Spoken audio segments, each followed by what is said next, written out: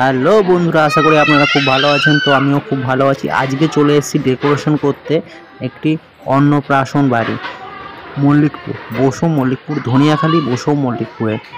আজকে এখানে আছে বেলুনের কাজ প্লাস একটি আর্টিফিশিয়াল মানে প্লাস্টিক ফুলের গেট আর আর্টিফিশিয়াল একটা প্লাস্টিক ফুলের বসার জায়গা।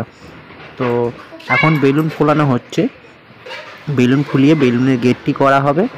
তো দেখুন, এই হচ্ছে আলটিমেট বেলুনের গেটটা দাঁড়িয়েছে। এবার বাড়ির ভেতরে প্যান্ডেলে সমস্ত জায়গায় বেলুন থাকছেই, তারপরে থাকছে একটি গেট।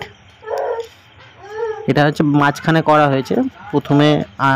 এই যে প্লাস্টিক ফুলের যে গেটটা দেখাবো এবার আপনাদের, রাস্তার দিক থেকে একটু দূরে গিয়ে দেখাই।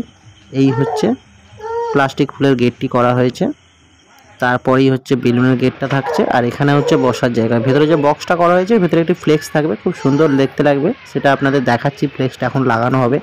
আর এই যে সামনেটা রিসেপশনের জায়গাটা, এখানে পুরোটাই বেলুন দেওয়া হয়েছে, খাবার প্যান্ডেলের ওখানেও বেলুন দেওয়া হয়েছে।